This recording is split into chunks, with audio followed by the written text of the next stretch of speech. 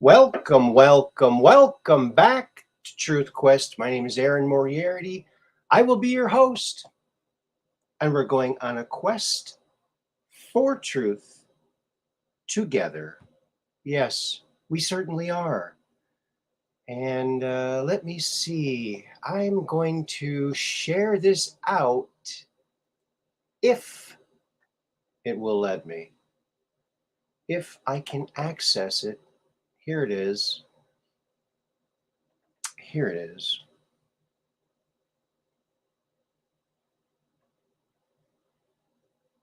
Okay. I hope you're all having a great evening tonight. All you truth questers out there, we've got some interesting things to talk about today and to look at.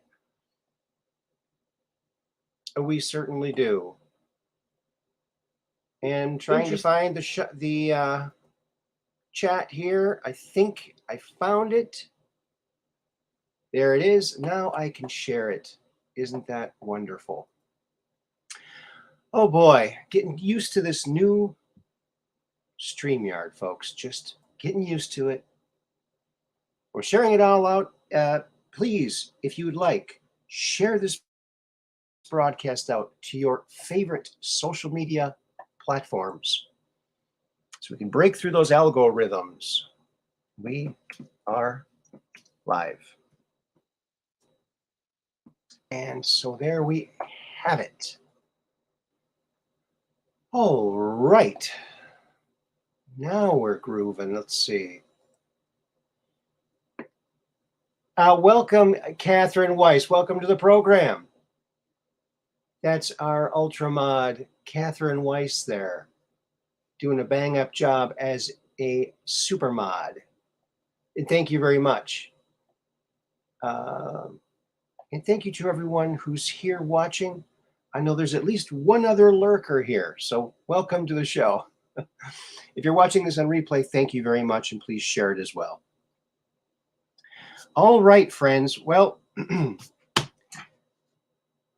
there's something I want to talk about, but I might just wait until we get a few more people in here. In fact, I'm going to also share this out to my Facebook Truth Quest page. I'm not sure if that's getting shadow banned as much as my normal channel, my personal channel. But anyway, you got to share it where you can. Also, this StreamYard allows you to stream to several platforms. So now I can stream to more than one platform. And now I'd like to be on the foxhole. I'm not sure if you can do that through here. I hope that you can. Or I hope that we can. Yeah. So there. That ought to do it. That ought to do it. Okay. Here we are. And there I can see the chat, but actually I can see the chat in StreamYard. There we are. It's much better. See, now in StreamYard, I get the chat all in one box, so I can keep track of everything. It's a lot easier than with Zoom. And I was paying for Zoom, and this so far is free. I mean, I still could not get the green screen to work. Hello, Mud Rabbit. Welcome to the program. And it was nice seeing you over there on Tyler and Foyle's show, the trivia. That's a fun show. I always make wild guesses. Sometimes I'm right, sometimes I'm not on that show. But I have not read that book Tyler talks about Serpo. Yes, they are fun. Yeah, they sure are. I'd like to have Foyle on the show sometime, and Tyler as well, and even Aaron. There'd be two Aarons on the show then. I think that would be interesting. Um, I knew I should have copyrighted that. Darn. Just kidding. Just kidding. Yes, they are a lot of fun. It's fun to guess all that stuff. Oh yeah, I forgot we can do this now. Look at that. Hello, Kathy. Hello, Mud Rabbit. And oh, they're fun.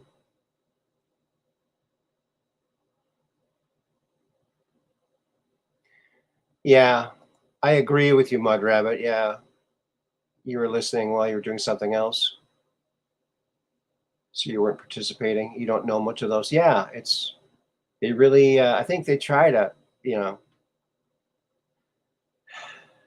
to make them hard because they don't want you to guess right away, right? That makes sense. Oh, that's my first keystroke shortcut. That's the space bar. It's the undo. If you do something like put something up and you want it off, hit the space bar. Yeah. That's where all the astronauts go to have a drink, at the space bar, right? I heard. Yo, you got the unicorn question right? Oh, good for you, Mud Rabbit. Yeah, unicorns. Very interesting. Didn't they find the fossilized remains of two unicorns right where they launched Noah's Ark? I guess they were a little late. No? Maybe not. Yes, happy Good Friday. Happy Good Friday, indeed. And, you know, when I think about Easter and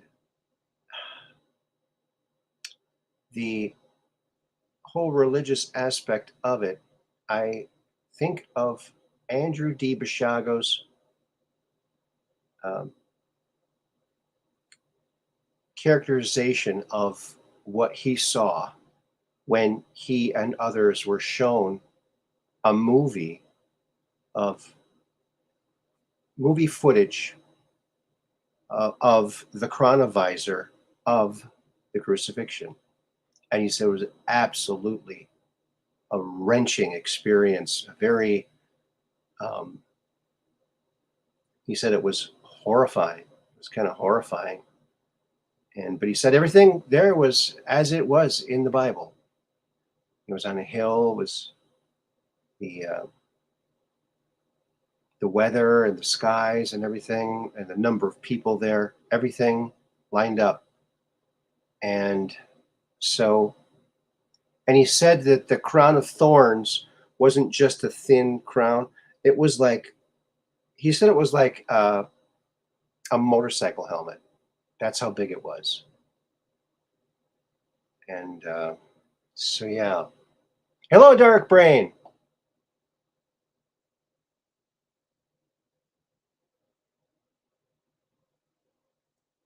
All right, there he is. Good evening, sir. Thank you, Dark Brain. Good evening to you, too.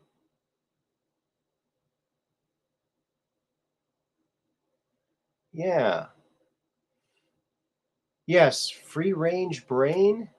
Hello, Free Range Brain. I didn't see you there. I want to see disclosures of the images of Jesus that DARPA recorded. Yes, the very ones that Andrew saw. Yes. He said that that Jesus looked a lot like that the actor that played Jesus in that movie that Mad Max did. What's his name? But he said that he had kind of slanty eyes,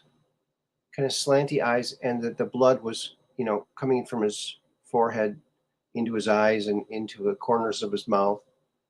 And he said it was just a horrifying thing to watch. Can you imagine that? But yeah, they're sitting on this. It's history. All the things that they've recorded, they should release, and they should record more.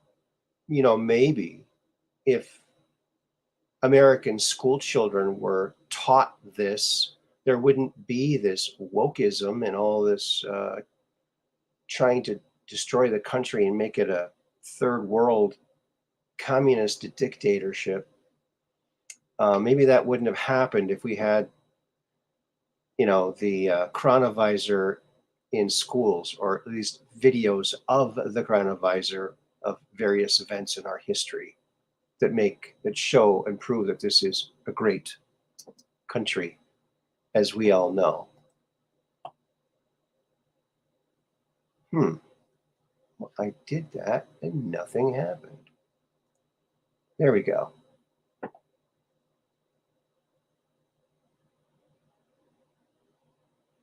And look at this.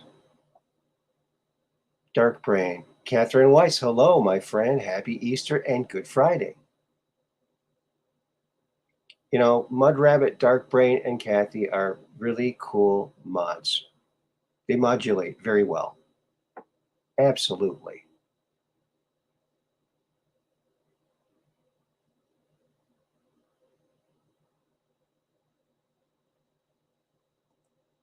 Yeah.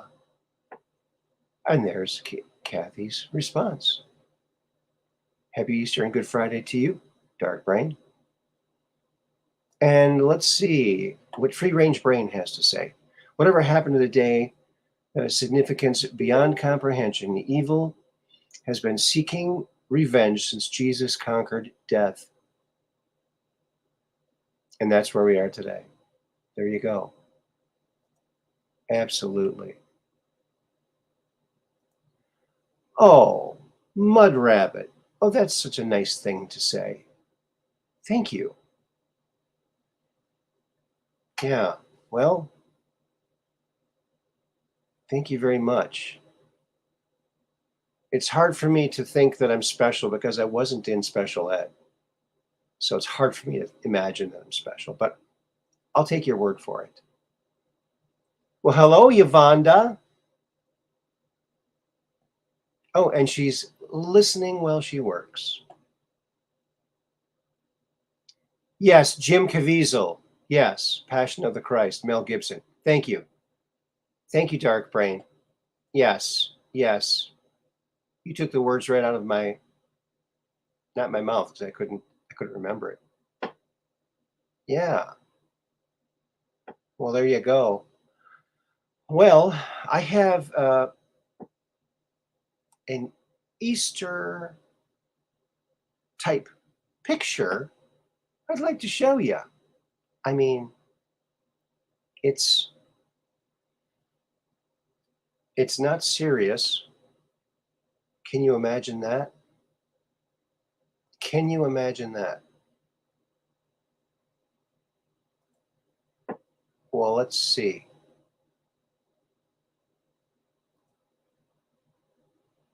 Okay. Window. Here we go. All right. It's all coming back to me now. Oh, here it is. Yes. Check this out. I like it. I like this one. Look at that cat. Look at this cat in the bunny outfit. Oh, the color of the suit is perfect. This is so funny. I love this. Oh, man. See, this is the beauty of the internet. You get images like this. This cat is not too happy. Not a happy camper.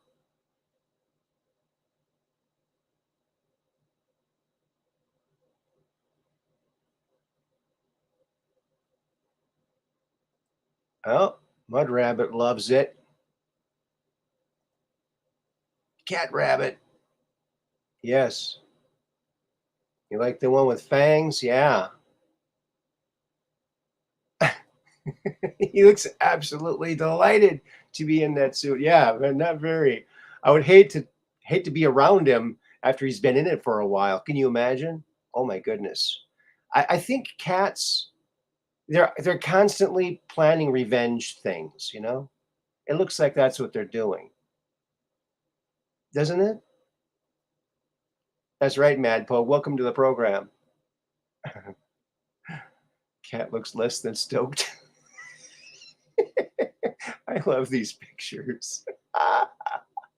And the color of the suit it matches the cat perfectly. Perfectly. Oops, accidentally put some super glue on it. Can't take it off, cat. Oh, that cat wouldn't be happy about that. That would be terrible. Oh my. Yeah. Well, if you want to shred your drapes, put your cat in something like that, and drapes will be gone pretty soon.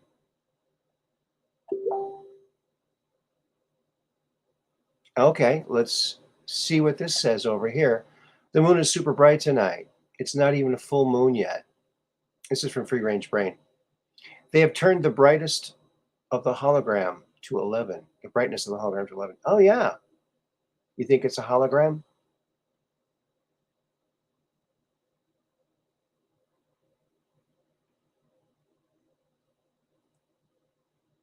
I love it the way everyone says hi to everybody. And it's such a comfy chat. And I can see the chat much better with this program. So this is nice.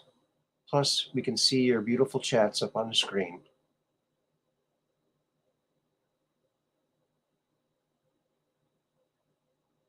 Your yard is lit up from the moon tonight? That's awesome, Mud Rabbit. Drapes if you're lucky, or your face. That's right. Look at that meditating frog. See, there's another cool thing about you get to see the little picture. Yes. Yes.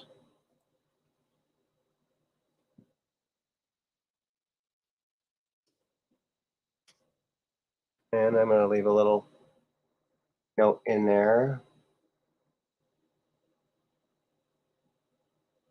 And there you go. Welcome all. Oh, it's supposed to be a heart. What happened? Yep, that happens sometimes. Your cat goes after the couch when she's upset. Uh-oh. Yeah, some people declaw their cats, but I think that might be kind of cruel because you're like amputating a digit of their finger, right? Ouch. Can you imagine that? That's probably why they're upset. Yeah. He's a cute bunny. That's for sure. Okay. That's how we remove it. Okay. And we remove that too. Oops. How do we remove it? Hmm.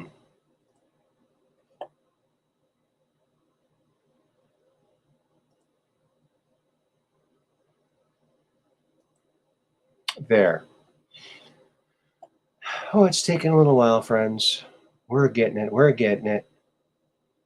She can't ruin it, but that you built the couch? Where she can do is put holes in the cover, and that wasn't anything special. Oh, that's good. You cat-proofed your couch. Well, that's awesome. Share screen window. Um,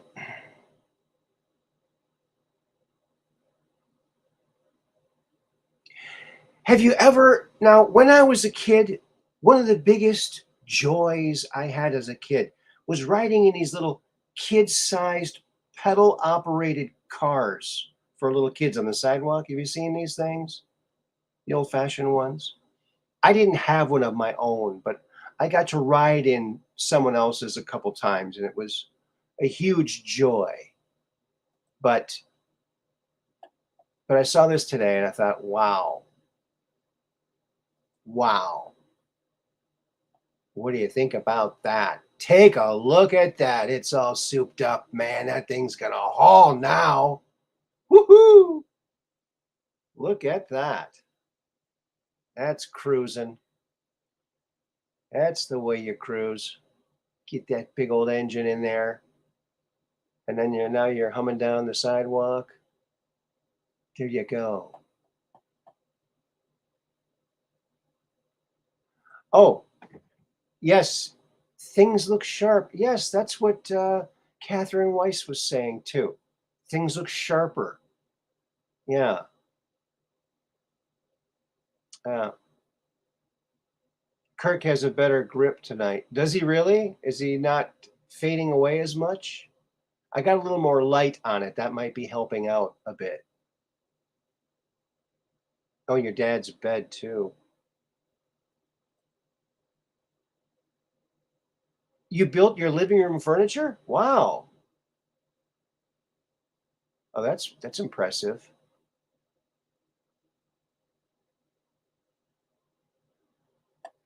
Oh, all it needs now is flames. That's right. That is right. I wonder if I got something here. Anyway, so yeah. And then we got to remove it. Stop screen. Oh, yeah. We're going rapid fire here. May need some earplugs. Yes, you might need earplugs for that thing. I think you're right.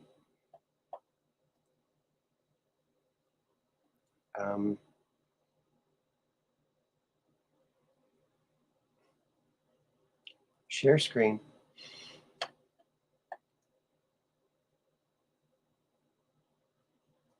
Okay.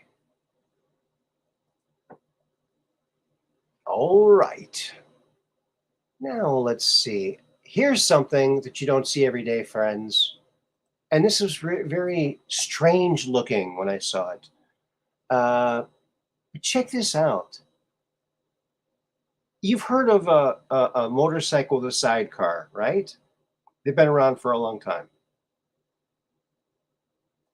Here's a motorcycle with a side car. It's a car that you can ride as a motorcycle, drive. Isn't that interesting? I think this would be confusing to see on the highway. You might think it's a motorcyclist getting a little too close to the car, you know? It's weird. What do you think about that?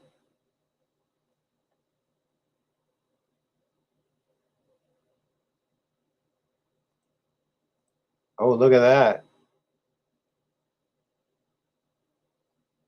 Oh, we're getting all kinds of, oh my, responses. And a heat shield. Yes, Mad Pogue on that. And a helmet. That's sure. That's for sure. Earplugs. Yeah. So this is kind of interesting. Isn't that weird? I would say very weird, I would say. Unfortunately, I can't read. It's too small for me to read. No, it's not photoshopped. It's a one of a kind built. It took a long time to build. It's over in Europe. And well, maybe I can find it on here it is. Okay. Motorcycle sidecar is literally a car. So what are we looking at? It seems to be the deformed love child of a Citroen Xantia and a Kawasaki 1000 RX. This custom project called Snuffiel, not sure if I'm pronouncing that right, cost its creator about 15,000 euros and 10 years of part-time work. There you go. 10 years, and you can have a weird looking thing like that. It just doesn't seem to blend. It's not photoshopped. I've seen it from many angles. It's an actual vehicle. They did it. They built it. Yeah. People so crazy. Yeah. Yeah, right? That is funny.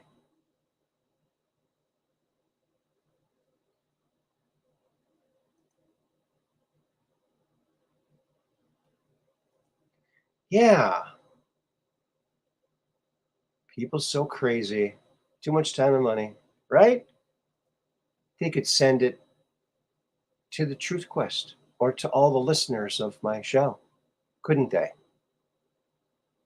But 10 years of working on this, something tells me they didn't have a lot of money because that's a long time to work on. If you had more money, you could do it quicker, you know? So part-time working on it. He did it at work himself. So it's just a hobby, you know, just a hobby. Kind of cool. Kind of way cool. Yeah. Finding some interesting things to bring up. La la la la la. Oh yeah, look. Watch, I can make the awesome possum appear and disappear. Wait a minute. See? He appears, he disappears. See? Look at that. Magic. Space magic. That's because we're in another dimension. Another dimension that was never mentioned. The never mentioned dimension. Say that 5 times fast. Whatever floats your boat. Yeah. Whatever floats your boat.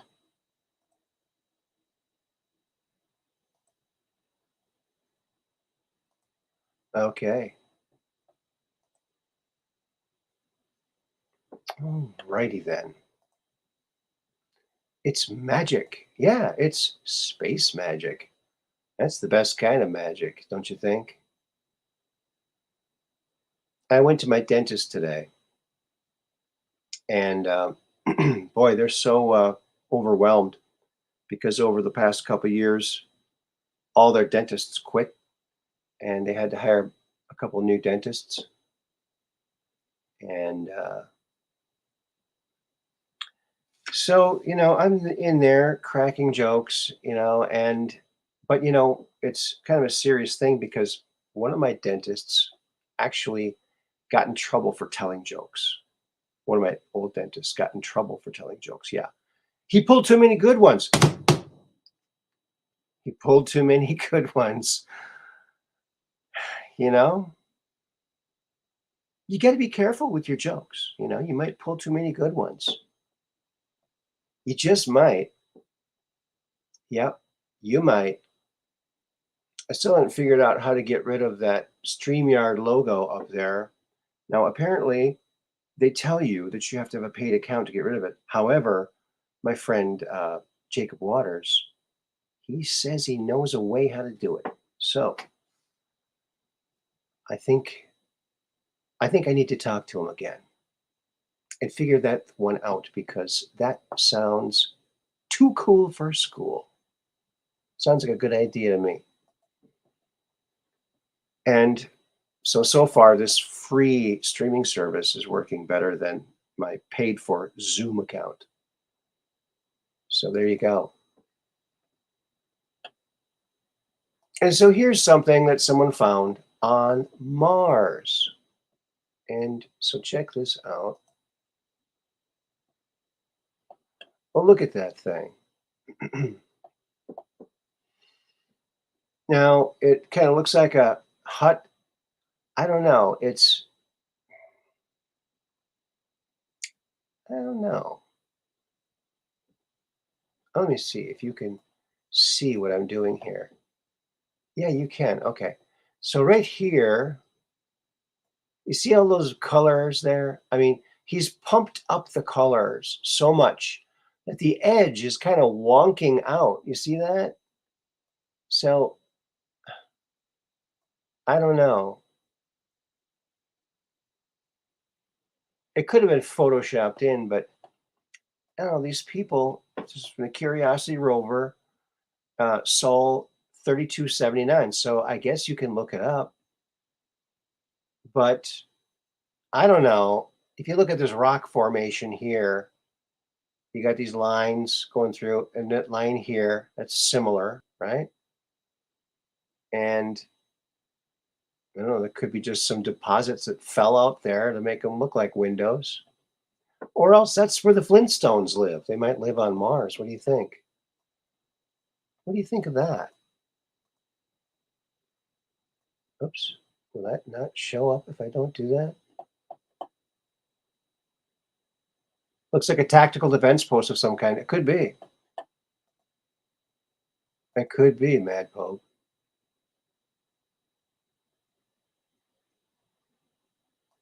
Oh, Art Alien TV uploaded a good one today? Oh, really? I'll have to check that one out.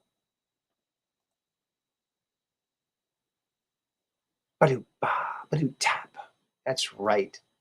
You got to have those zingers in there, right? Yeah, that's right. Yeah. There's a lot of dentist jokes, and there's a lot of golf jokes.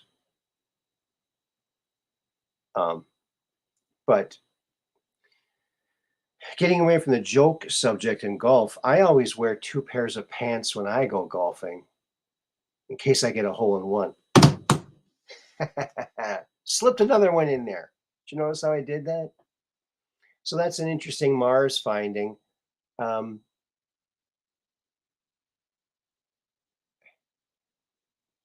so there it is. It's always fuzzy when you zoom in. Isn't that crazy? If there's anything interesting, it's fuzzy. Oh, happens to be fuzzy. It just so happens to be. So that's that from Mars.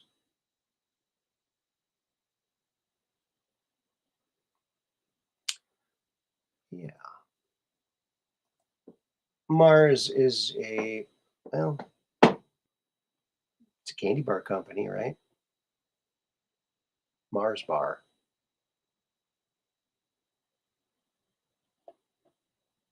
Oh, you think that's the artificial structure? It could be, you know. Maybe that's where the rover was taking samples from where those two windows are. Could be. It looks like Mud Rabbit's all in favor of that concept. Appears to be the remains of a building, Mud Rabbit. Yeah. Tactical defense. Yeah. Okay. Interesting. Interdasting, as they would say, as Key would say. Yeah.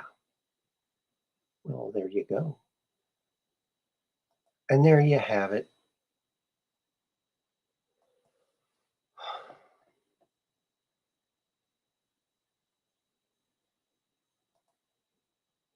All right. So what do we got now? We have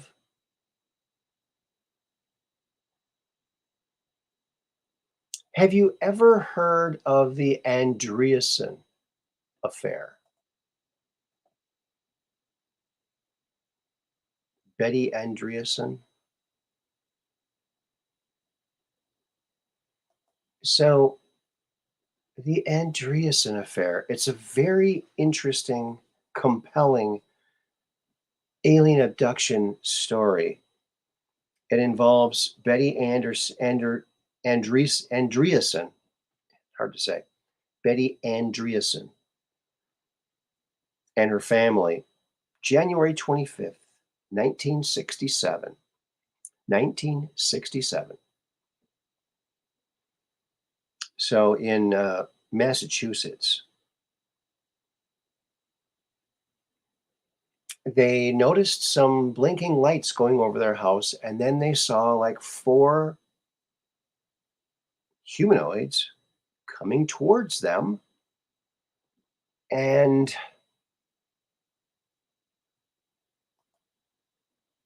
yes, excellent book. Mud Rabbit knows about it.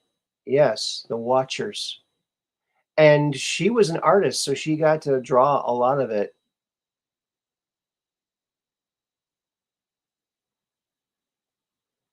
Yes, Dark Brain, you might very well be right. Yeah, so the Andreessen affair, it's very interesting. And she drew a lot of the images of the encounter. And there were like 4 or 5 foot tall typical aliens, but they had a little nose, a little mouth, and little teeny tiny ears. Um, and they wore suits with a belt, I think. I'll show you some drawings in a second here. And why don't I just do that now? That would be good. That would be the good thing to do. Yeah, yeah, yeah.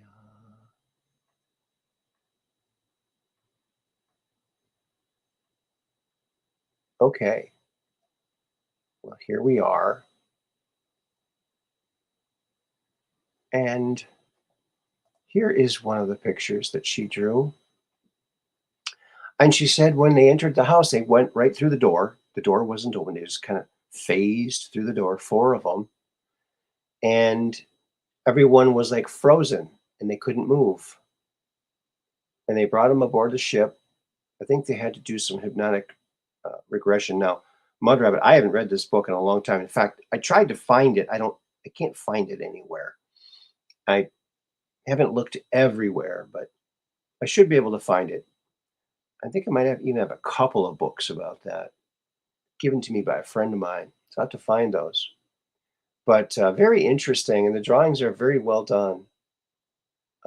They said they had an insignia on their arm there, like a bird or something. Interesting. Yeah. And Betty Andreessen was very religious, and she took this as a very religious experience. And she said that there was a taller being that was known as the One.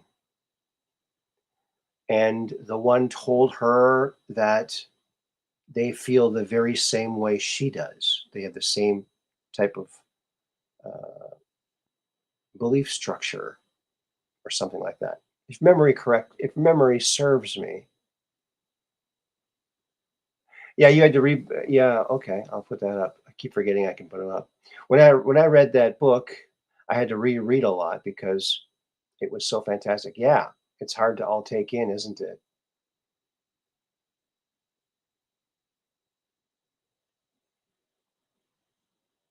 Yeah, you have to read that stuff several times before it kind of sinks in. Yeah, and then skim through it again to kind of get reacquainted with the new ideas. Yeah, it's a very compelling story, and I don't know why it's not more talked about, and that's what I like to do. I like to bring up things that aren't talked about very much because there's plenty of other people talking about other things, you know? It's like they're all talking about just a couple when there's like a cornucopia, uh, uh, just a ton of things. You believe the PDF that's out of print? Oh, there's a PDF. Oh, thank you, Mud Rabbit. Check out that PDF there, folks. I'm going to do that too, probably after the show. Here it is. There it is. Yeah. How do you like that? Well, Christina Love, thank you very much for the super sticker. That is awesome. You rock. Thank you very much, Christina Love. Wow.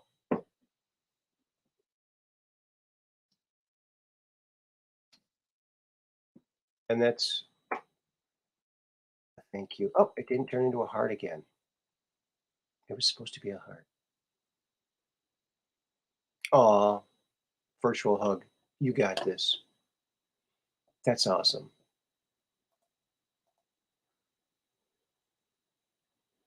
Thank you very much, Christina. You rock. Oh, I like the way Dark Brain says it. Thanks, love. Yeah, thanks, love. I love that. That is a cool last name. You gotta love it. You gotta love it. That's a very cool name.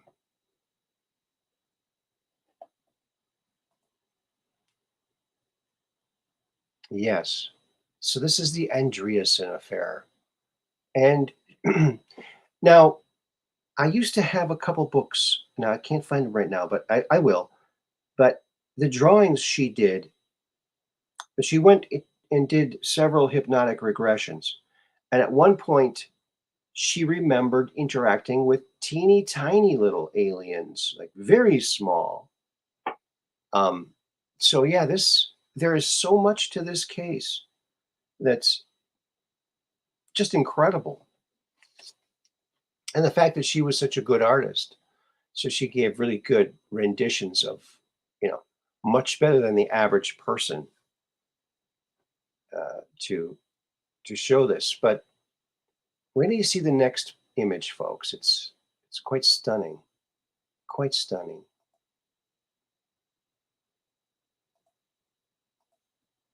Okay, here we go again, and now this is where um, a larger humanoid was interacting with her, talking about her religious faith, her religious feelings, and called himself the One. And here is a drawing of the One. And some other little aliens over here tending to something. I guess this was on board the ship. But this is a very, I don't know, a very Jesus looking type character. Now, she was very devout Christian. So maybe, know, maybe these beings can make themselves look like whatever you will accept. Some people have postulated that. Um, and that would certainly make a lot of sense.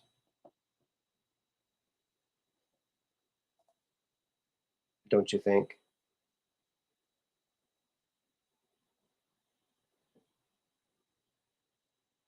Yes.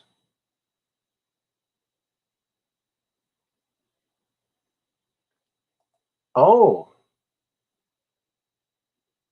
your real surname is Jewel. Whoa, whoa. Wow. That's just as cool as love, I'd say. That's interesting. Yeah. Oh, everybody loves Jewel. Yeah.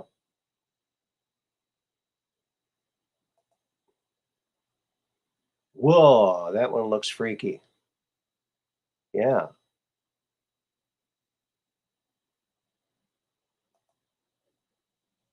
I've had a lot of people go, of course, that's your last name. Yeah. Well, I mean, it looks like your last name, Love. I think that is a last name. Some people do have that, I guess. Right? Yeah. So isn't that interesting? The Andreessen affair. So look that up. And Mud Rabbit posted the PDF. So download the PDF, and I'm going to be doing that because boy, it's such an interesting case. And here's another case where the woman who was the contactee is very religious, and this encounter did not affect her faith. Okay, same with Dorothy Izat. She had 30 years of interaction, and she had no problem. She was a Catholic, and she was having these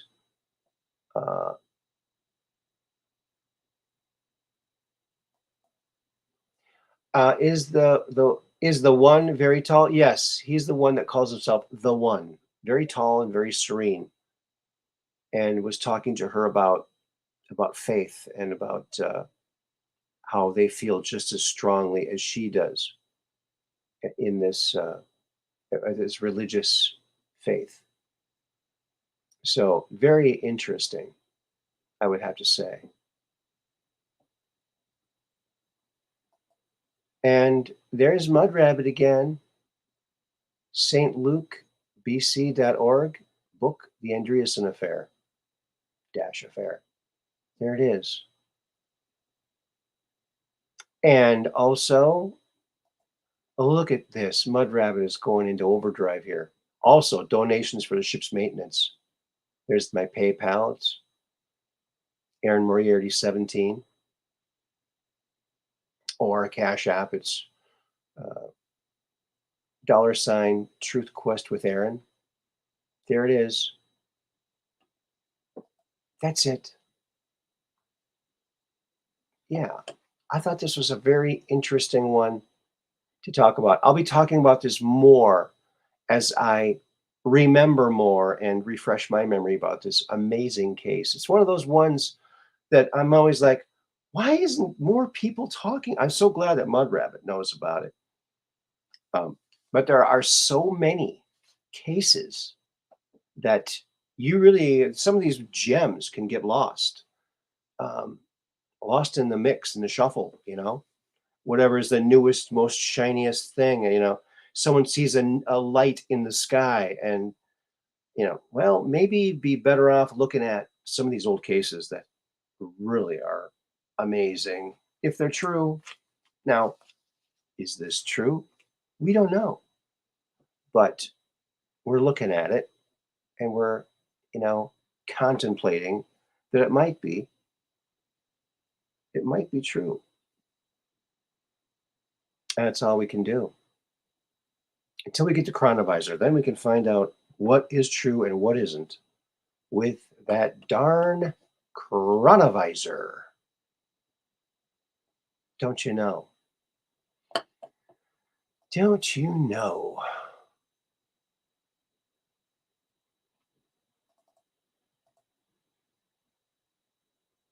Okay. Did I put those up there? I'm not sure if I did. We'll have to put it up there. And that one. Yeah, here's another picture that Betty Andreasen drew of one of the encounters. Apparently, there was a point where she was abducted and brought to this area, like where there were other ships or another ship. And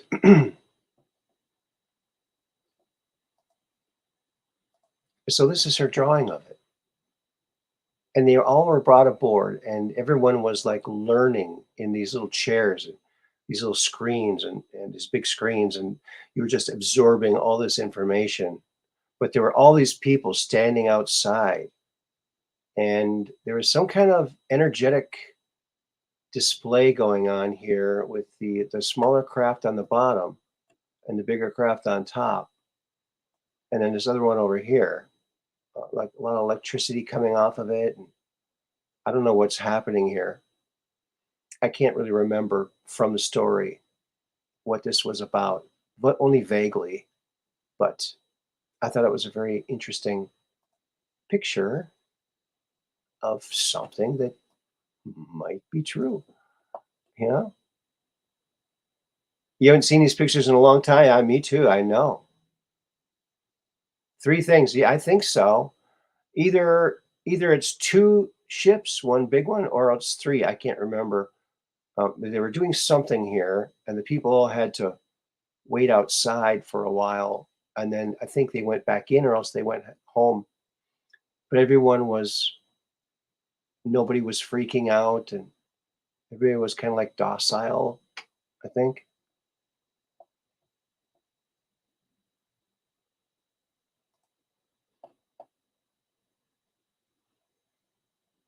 Hello, Phyllis. Welcome to the program.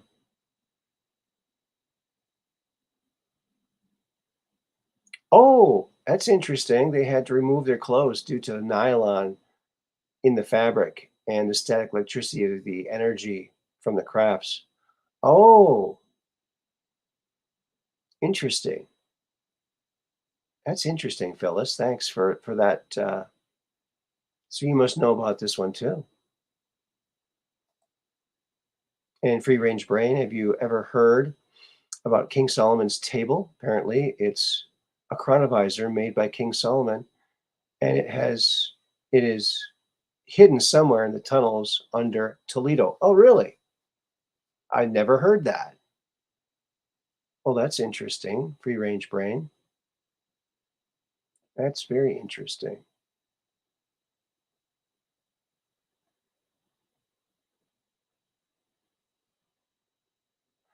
Oh, you have all those books. You lucky ducky. You are a lucky duck, I have to say. Yeah, there's a lot in the news cycle these days. There sure is. Oops, I already did that one. Oh, bedside library. That's like the best kind of library, I'd say. Oh, Toledo, Spain or Toledo, Ohio? I didn't know there was a Toledo, Spain.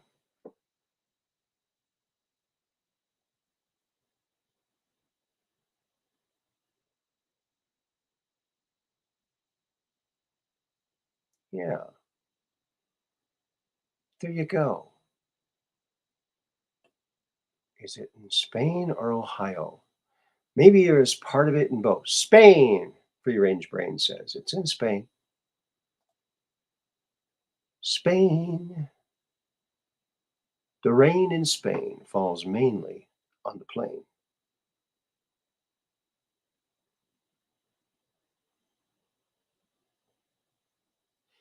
Oh, yeah, so was I. Yeah, this was actually, I didn't know about this one until I think after the early 2000s. That's when I first heard about it. A friend of mine's mother or father gave me a couple of old books that he was done with, and those were in the mix. So yeah, there's so many cases. I mean, it's ridiculous how many there are. And so we'll be talking about this case more because there's more to it than just what little things I can remember. Well, maybe Phyllis Georgic uh, could fill us in on some of this. So yeah, invite. You know what? Now I think I just share the URL. Is that how people get on here? Is that right? I'm not sure. Invite. Okay, there's an invite button. Oh, okay. Here it is. Send this link to your guests. You may also want to share our instructions for guests. Okay. Oh, there we go. Let's do that. If anybody wants to call in, feel free. And we'll try it. I mean, I've never done this before on here, but I guess we got to learn someday, huh? Might as well learn together. That's what it's all about, baby. Oh, you subscribed to my channel. You saw me on Red Pill 78. Well, thank you. Thank you, Phyllis. Thank you for subscribing. I really appreciate that. You know, we're going to be breaking 3,000 subscribers pretty soon. So share this out as much as you can, or any of my other shows that I got lots of shows. If you scroll back, you can find some of my cable access stuff. In fact, my new sponsor is also a company I did ads for back in the big 90s. And I think they're actually rerunning that old video. So let's take a look. Our new sponsor. And let's see if we can get this up here. A new sponsor. Isn't this exciting? So excited.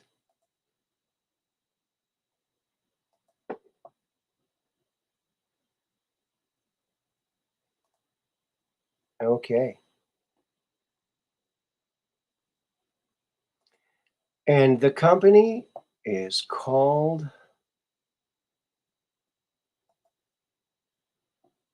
Lens Crackers. And here it is, friends. So I hope you enjoy this. Yes, glass is cracked in less than 1 hour. Here at Lens Crackers, we can crack your fine, high-quality eyewear in less than an hour. Our trained technicians use only the best equipment to crack your fine quality eyewear.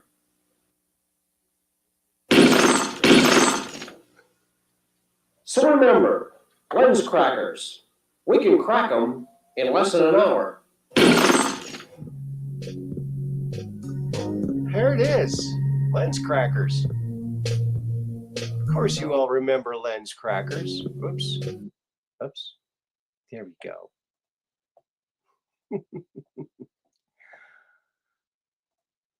Oh, that's funny. Thank you, Phyllis. Yeah, I did that back in the big 90s and cable access, when cable access was fun.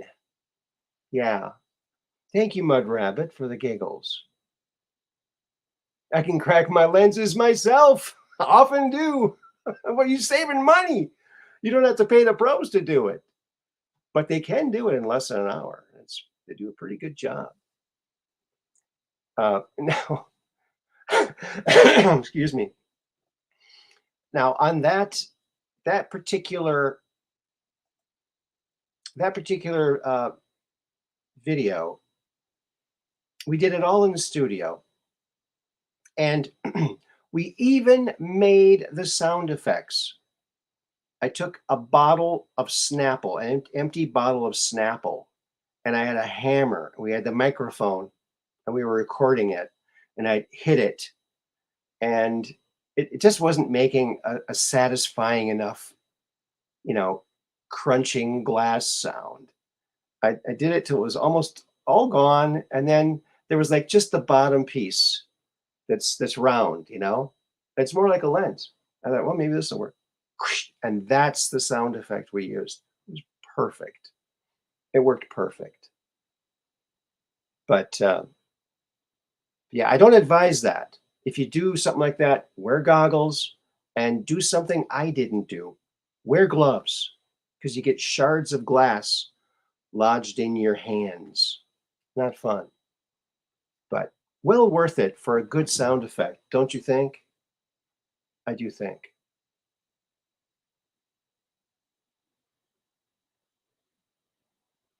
Oh, hologram. Welcome, hologram. More cable access. Yes. Cable access. Play it again? You want me to play that one again? Really? Oh, well, thank you, Dark Brain. Yeah, well, we worked hard on that stuff. I had a show called Commercial Break, where I just did spoof commercials. And you can see some of them on there on my channel. Oh, yeah. I don't know. You want to watch it again? I don't know about that. The sound effects was pretty good. Oh, thanks, Operation Shutdown. There he is. Because we're just downrange of strange, where the outrageous is contagious, and the paranormal is the new normal. Truth Quest.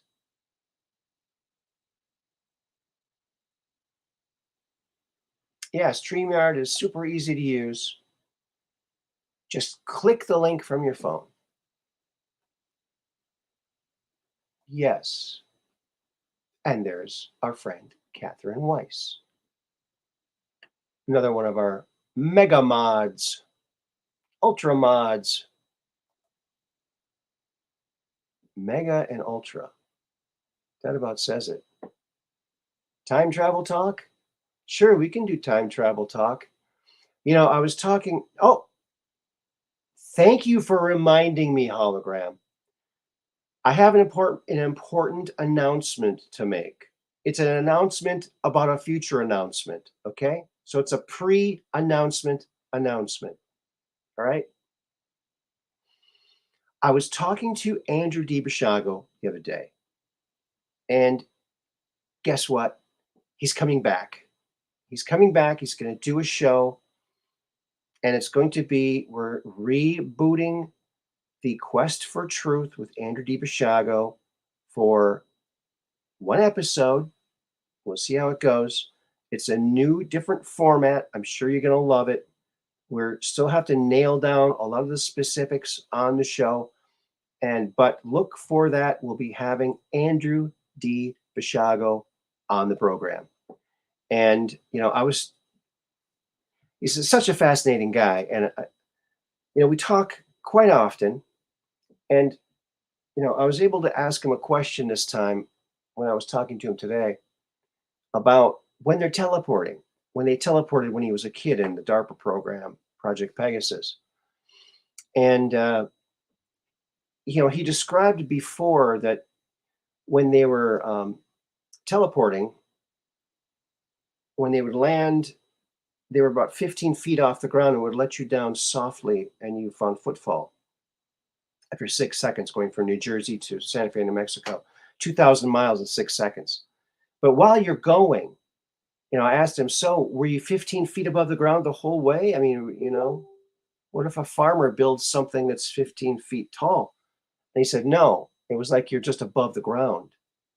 And he said one time they went right by a farmer, like in his field, and he went, whew, like he saw them go by. Like, I don't know if they saw a flash of light or he doesn't know what he saw, but it looked as if he saw them. So, and he calls it the quantum plenum, when he's in the quantum plenum. When you run through the teleporter, you create a bubble, like an air bubble. And if you don't go fast enough through the teleporter, you don't create a big enough air bubble, and you could suffocate. You could suffocate.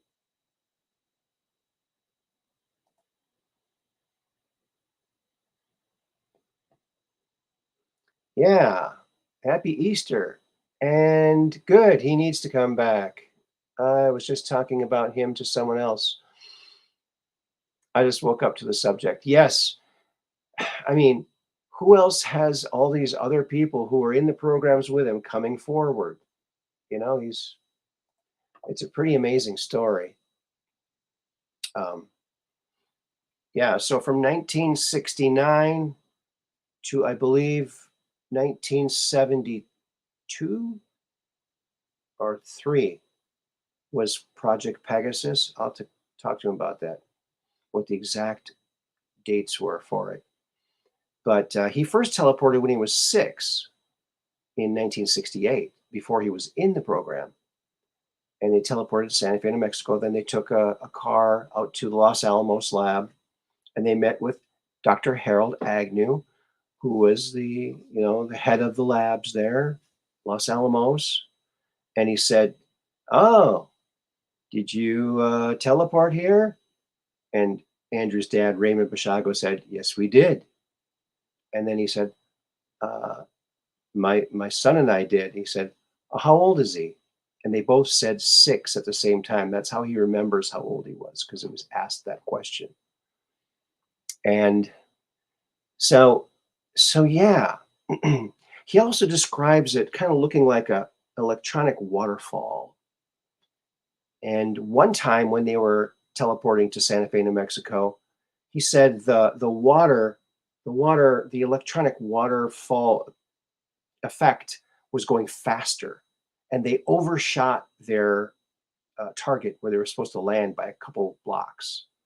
And then they had to get situational awareness and figure out who is close by in the programs to contact to let them know that they didn't go where they were supposed to go. And what's interesting is they found this person that was there for that reason, if that ever happened. And they went to their house, and the kids, they went outside because it was very hot to sit under the apple tree. And Andy was telling the kids about what they were doing, and this guy later remembered that conversation, so he verified that yes, this did happen. They were talking about teleporting, overshooting their mark when they were kids. So there's another really cool, yes. How exciting. I'm looking forward to that. Yes, me too. And I'm kind of going backwards here. I can't wait for Ender Basiago reboot. He's the reason I first found your channel. Well, thank you, Operation Shutdown. He's a great guy, too, I got to tell you. He's a really good friend. Oh,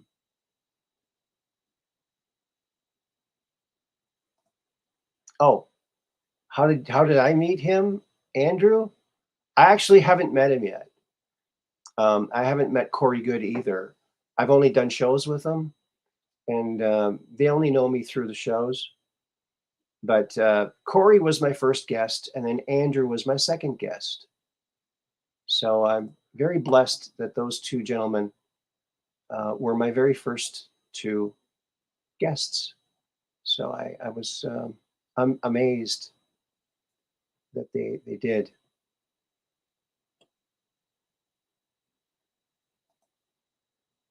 Wow, that was cool.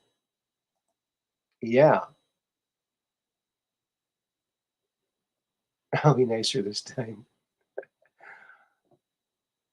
I'm not sure if we're going to take questions that we haven't talked about. We're going to talk about this on Tuesday. So um, I'll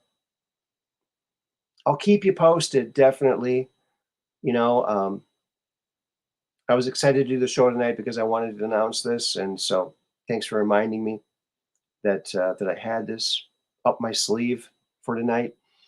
I'm very excited about it. Hopefully, we can get him on regularly. He's still working on his his 300 chapter book, editing that thing with his new vision device. He's also talking about he wants to get the Vision Buddy to so he can actually function more normally and walk around with this, something you can wear instead of an apparatus that's just in front of the computer like he has right now. Yeah. Okay. I hope I can tell when somebody's waiting. Let me know if you're in the waiting room. Um, and I will let you in. Okay. I will do that. Yes. Okay. I will definitely keep you posted. Yeah. So after Tuesday, I'll know a little bit more. And then we'll have them on again. It'll be fun. Loads of fun.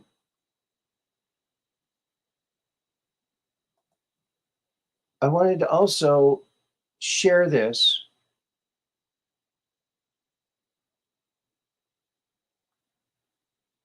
Okay. Yeah, I'm not sure if we're going to accept questions, Operation Shutdown, but go ahead and email him. I'll ask him when I talk to him. And I'm sure if it's a good question, he probably will answer it. He likes to do that. So I wanted to share with you my friend Bruce Stephen Holmes' podcast website here, or his Spotify. And he's got this one here, part 2, Egyptologists, Dr. Zahi Hawass and Fidel Gad, okay, offering different perspectives.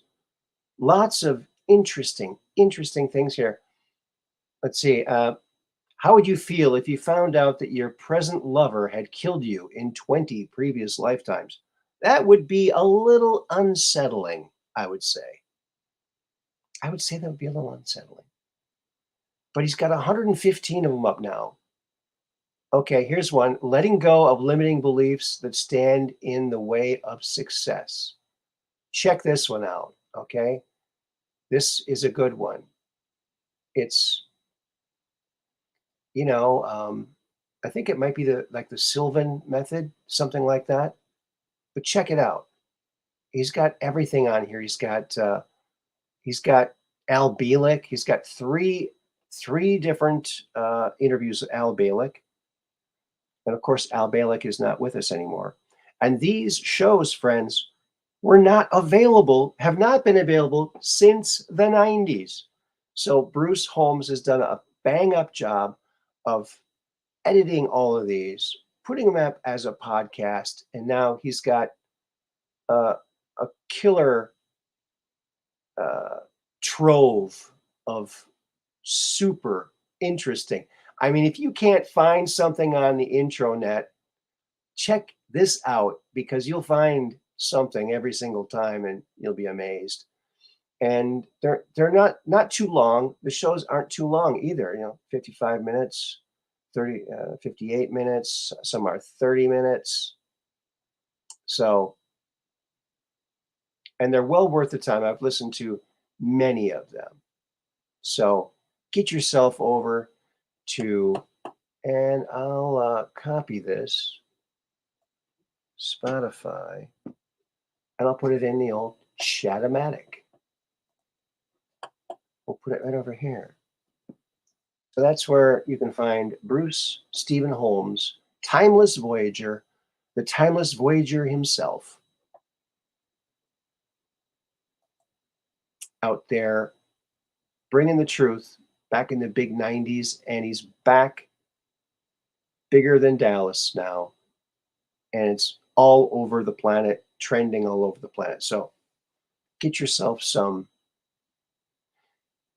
Timeless Voyager episodes under your belt, and you'll have a lot more knowledge, right? A lot more knowledge. I like to pronounce the silent letters because I feel like they're being discriminated against. Ba-doom-ba.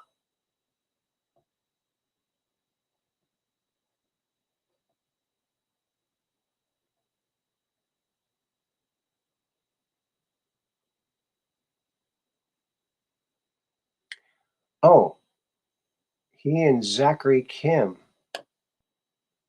Okay. Okay, Mudrab, or Dark Brain says, I really like Zahai Hawass. I think he is an unabashed liar. Oh, really? Oh, you dislike him? Yeah, I guess in that one, I guess there was a little bit of disagreement. So yeah, I think you might be onto something there. But there's a lot of, I like the Al Bielek ones, and a lot of the other ones too. There's so many, so many.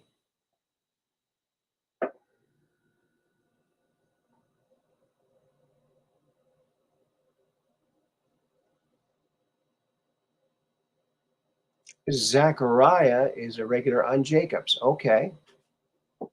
Zachary.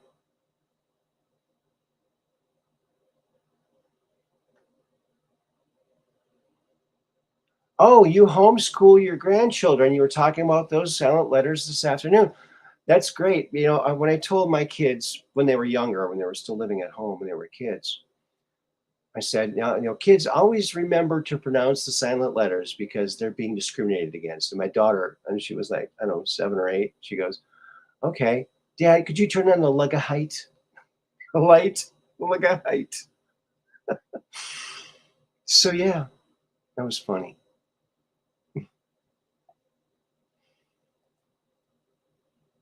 Yeah, silent letters. There's a theory about why we have so darn many silent letters. And it seems that it was the ink lobby, because they wanted to sell more ink. So if they could lengthen the words, add more letters, they'd use more ink. So the ink czars would make more money. I'm not sure if that's true. That might have been just a joke that I heard many moons ago. But it was funny, so it stuck in my head. Funny things stick in my head for some reason. And I don't mind it. I don't mind it one single bit. That's right. Well, what else do we have for you, friends? A lot of fun tonight, huh? Are you having fun? I sure am.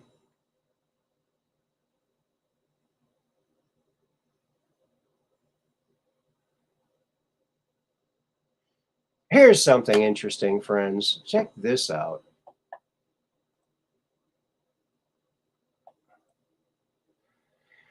The secret of freedom lies in educating people, whereas the secret of tyranny is keeping them ignorant.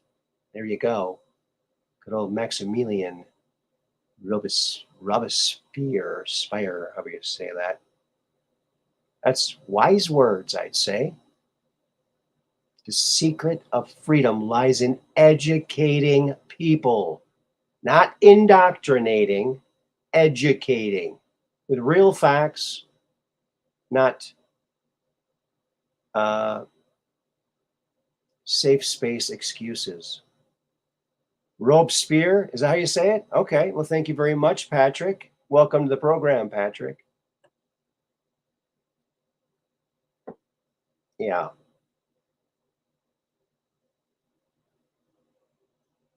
So I thought that was a really cool quote. You know, it makes a lot of sense. And I like good quotes. Even if I can't pronounce the author, I still like them. Yep. That's right. So we're bumping through these. We're getting through this, friends. We're getting to know this platform pretty good. It's pretty easy and fun. I recommend it. I saw this today and I just thought it was a beautiful picture. Isn't this adorable? Check this out.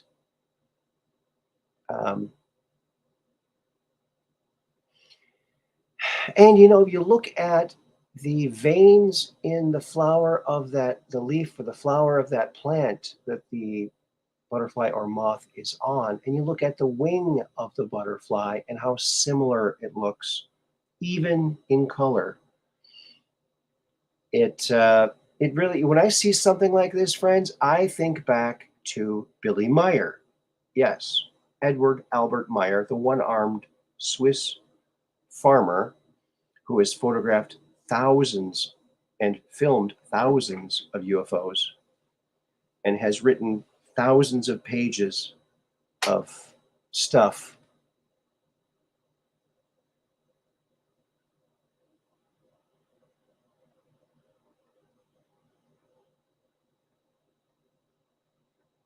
Yeah. Okay.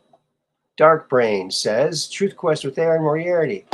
Maybe we can do an advertising push for Basiago's podcast. We could let Red Pill, Alara Foyle, Aaron Tyler, Jacob Waters, Frank know. That would probably be a great viewer influx. That's a great idea. That is a good idea. That is a great idea. I think that sounds like a plan. Yes, isn't that pretty? I just thought that was, you know, in a world of all this turmoil, it's fun to look at a pretty picture.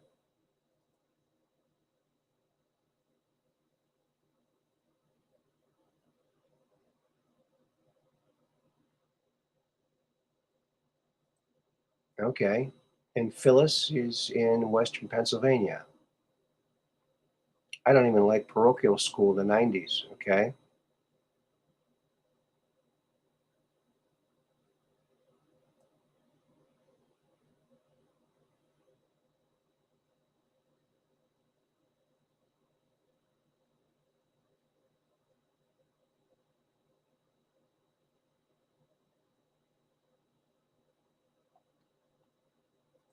Okay, Dark Brain, let us know when it's airing and we'll spread the word.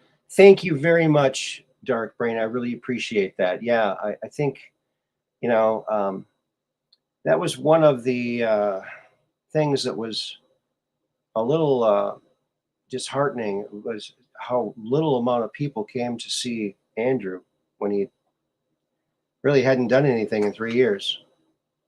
But so yeah, thanks for your help. I definitely need the help. Thank you very much. Thank you, Christina Love. That's awesome. Oh yes, Aaron. Let us know and we'll get the word out. Thank you, Mud Rabbit. Yes, we can share the link or information on all our platforms. Thank you so much, Christina. You rock. Everybody in the chat rocks today. Yes, I thought that was a beautiful, beautiful picture. And we all need beautiful pictures. Yeah. And there's the awesome possum appearing and disappearing. I put my head over here. Look, he shows up. Shows up. Goes away. Oh, I'm just having fun with the, the intermittent green screen. Yeah. Let's see if we have anything else here. Friends.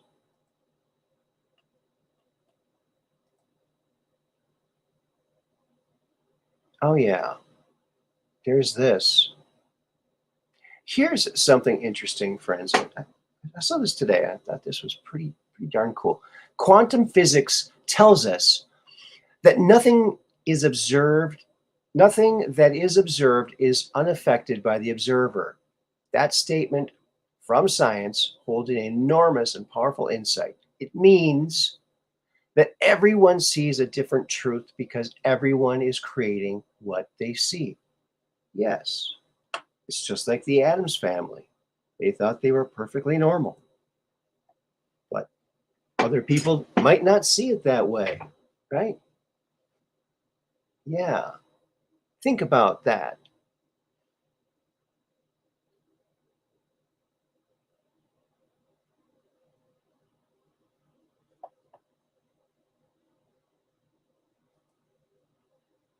Okay. Oh, Phyllis, you just saw an opossum in your yard when you were checking your chickens and rabbits. Oh, chickens and rabbits. Interesting. Chickens and rabbits. Possums are cool. Yes. Possums are pretty cool. Pretty cool. And I'm getting closer to the book being finished. It seems like every time I think I'm almost done, there's more I need to do. Does that ever happen to you?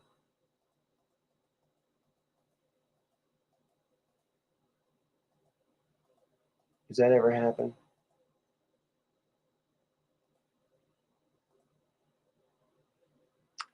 So here is the awesome possum. I guess he needs to make a little show here, an appearance.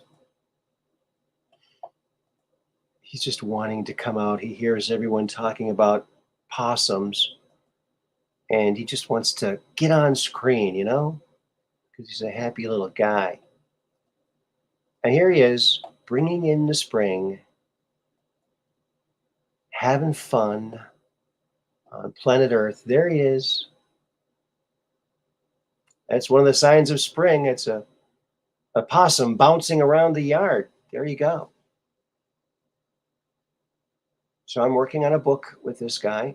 If anyone doesn't know, maybe you're new to the chat or new to the show, this is a little character I'm working on. And this is a quick little sketch I did of him just bouncing around for spring. His tail's like a spring.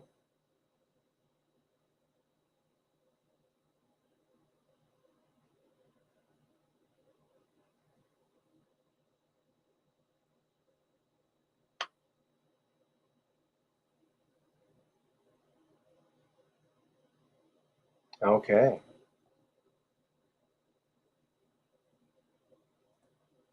Oops. Oops. I gotta hide that so you can see the spring. I didn't know that was there. So there he is, bouncing around, having fun. Springtail, very cute. Thanks. Thanks, Dark Brain.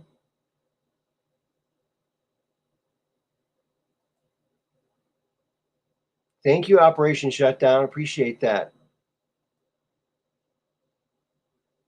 Yeah. He's just bouncing around, having a blast.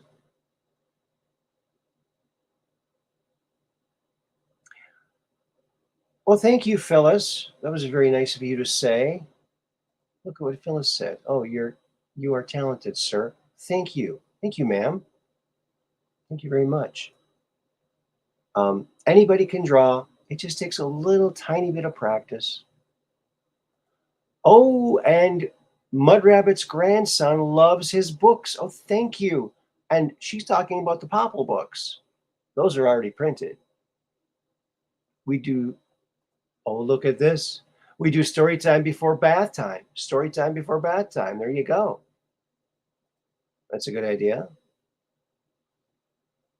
Popple and Popple's Place. Yeah.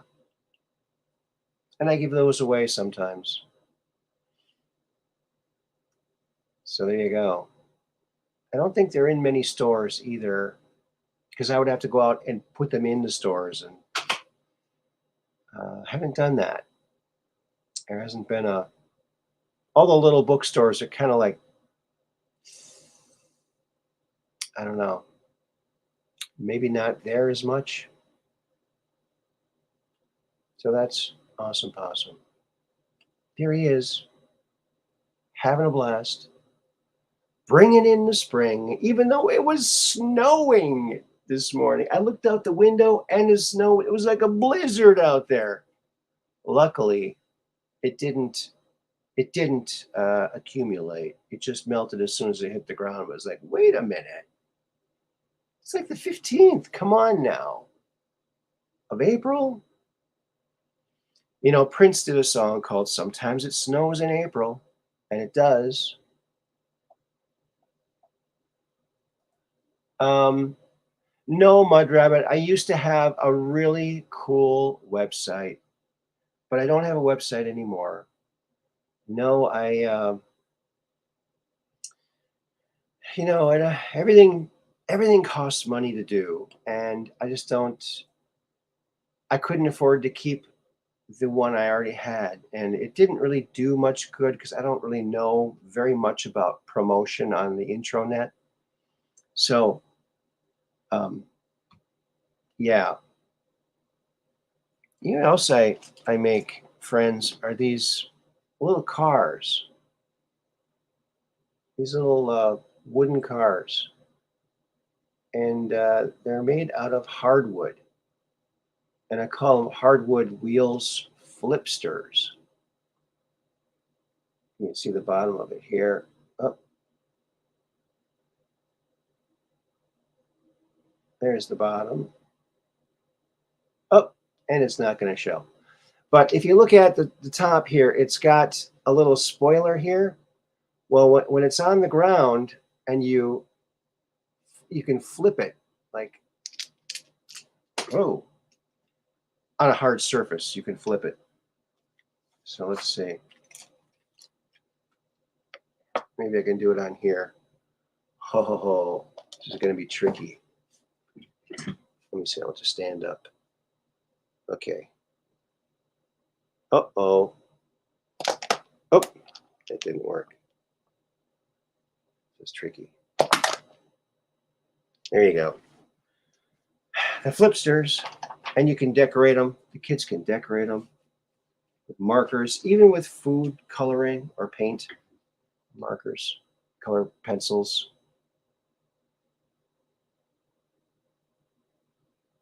So someday I'll have a website again. That would be nice. But we don't have that yet. We're working on it. We're building the channel, building everything up, building. So share this out if you can. and spread the good word. We're doing fun shows. We do lots of fun stuff. And we look at the paranormal because we're just downrange of strange, where the outrageous is contagious and the paranormal is the new normal. That's the only new normal I'll have. That's right. Well, friends, we're coming to the close to the end here. I have a couple more things, maybe one more thing. Let me see what I have here.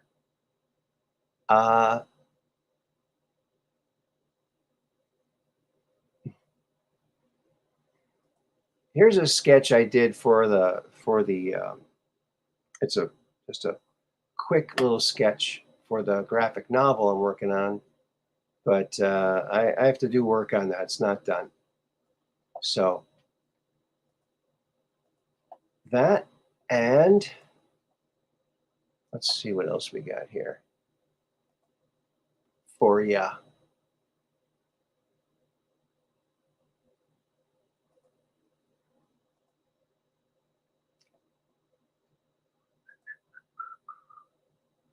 My friends tried to tell me, but they were too late. Yeah. What a fool I was to fall for your bait. Yeah. Okay, here is a Time magazine cover from January 11th, 1999. Future of Medicine. Take a look at that. It's a snake wrapped around the DNA. And what did Dr. Artis just reveal as a possible hypothesis about this whole pandemic, of it not being a respiratory thing at all, and maybe it's snake venom? Think about that. And then look at this cover.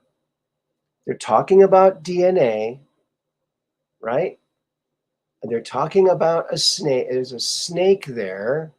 It's DNA and it's a snake. And we know that this RNA thing affects your DNA. So there you are. Yes. How genetic engineering will change us in the next century. It's not a good thing. No. It could be good, but it's in the bad hands. So there you go. I thought that was an interesting little flashback into the past. See, they have to tell us what they're doing. And this might have been one of their clever ways to do that. You think? They have to put it out there, apparently. That's part of their little thing. Yes, symbolism will be their downfall. They put it out in the open, thinking they are being sneaky and clever. We are onto their schemes. Yes. Yes. So some would say they put the stuff out there so that we think about it and bring it about, because what you think about, you bring about. So think good thoughts all the time, friends. Hello, Abby. Good to see you here. And there's Abby. Oh, and there she is saying hello. Hello, Abby. And here's Dark Brain saying hi to Abby. And Catherine also saying hi to Abby. Don't you love all the love here? It's just so lovely. It's so lovely.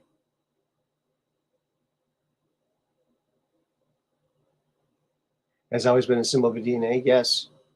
Okay. Yeah, you're right.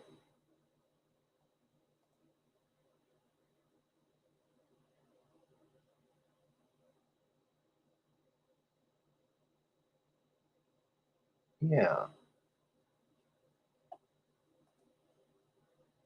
Hello, Abby. Hello, Aaron. Thank you. Good to see you too. Thank you.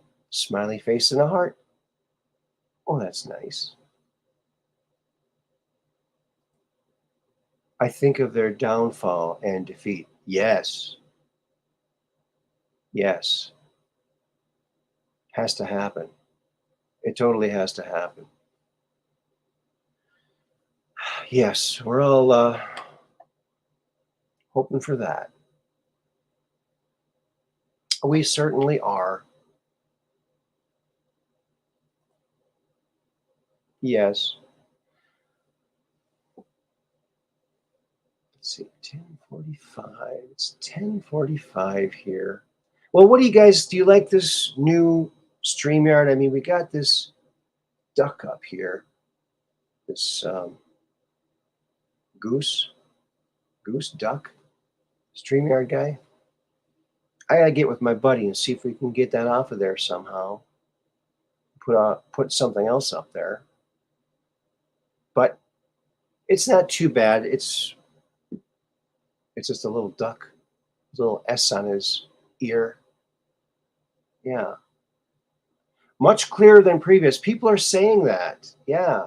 Well, I hope I'm not scaring everybody by being too clear. Sometimes I have to get pretty close to the screen to read. I might get me one of those Fresnel lenses that goes in front of your screen that magnifies it, so you don't have to get so close to the screen to read it.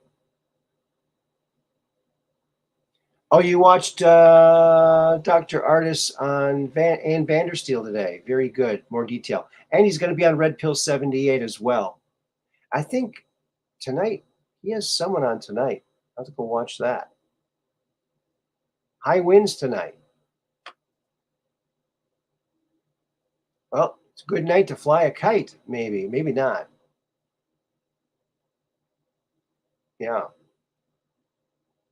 Never fly a kite when it's too windy when also wearing roller skates. That might not be might be a good way to get somewhere quick. But here you go. Hello, Peggy Dancer. Oh, Peggy Dancer. Oh, you're never late. You're always on time. Yeah, this is sort of the end of the show, but we're glad that you're here. I thank you for coming along.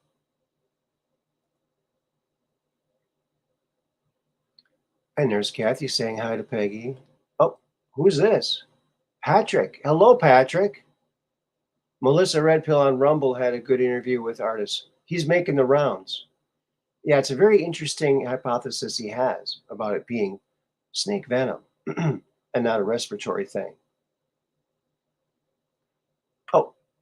Oh, and check this out. Yes, Dr. Artis interview Red Pill tomorrow, Saturday at 9 p.m. Eastern. So watch Red Pill 78. Go to redpill78news.com and you'll get all the news that's worth talking about. Should be wild, yes. It should be wild.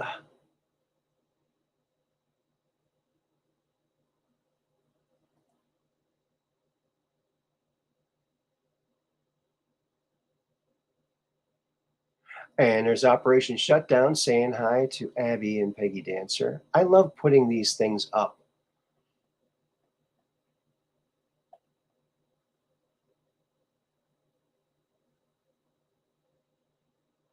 Here's another one from Abby.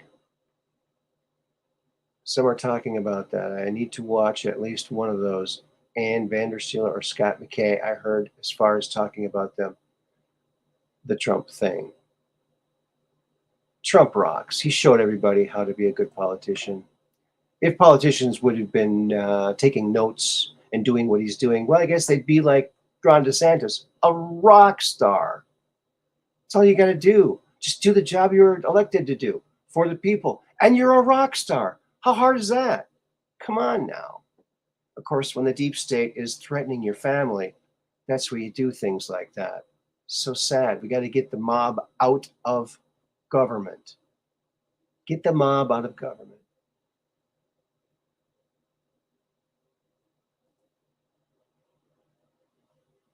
Hope you all have wonderful dreams, infinite love, and gratitude to all friends. Thank you, Christina. Well, that's wonderful. That is wonderful. Back at you, dark brain. Yeah. Yes. Well, friends. Oh, I think there's one more thing. Since you mentioned Trump, I saw this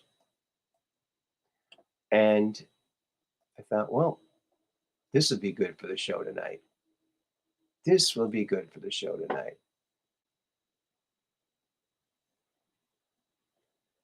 La la la la la. Okay. Here it is. You know how Cher does not like Trump, right?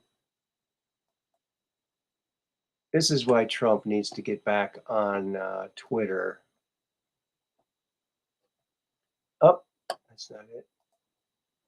See, there it is.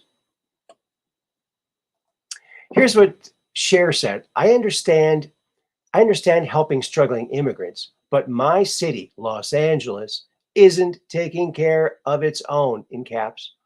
What about the 50,000 plus American citizens who live on the streets, people who live below poverty line and hungry? If my state can't take care of its own, many are vets, how can it take care of more?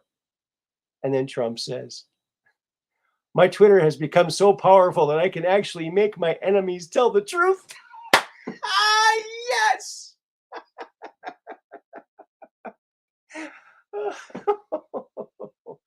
You gotta love it. You gotta love it, right? Wasn't she in her 20s and the 60s? Yeah, yeah.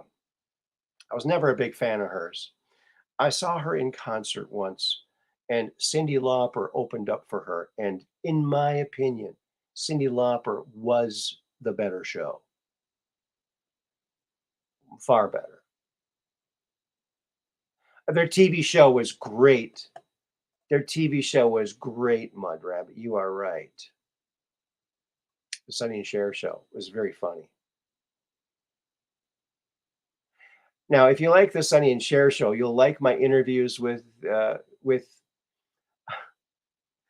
Todd and Carrie Swearingen. So look them up. I got a couple of interviews with them up. So go look at it. They're a very funny couple. Very nice couple, too. Yeah, so she woke up. That's right. That's right, Phyllis.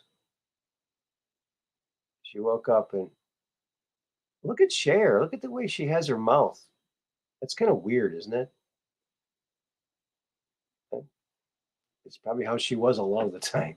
It's probably a bad joke. Bad joke, Karen. Poor taste.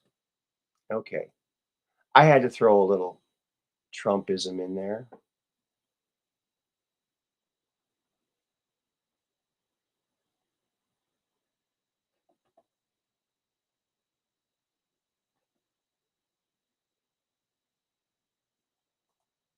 Okay.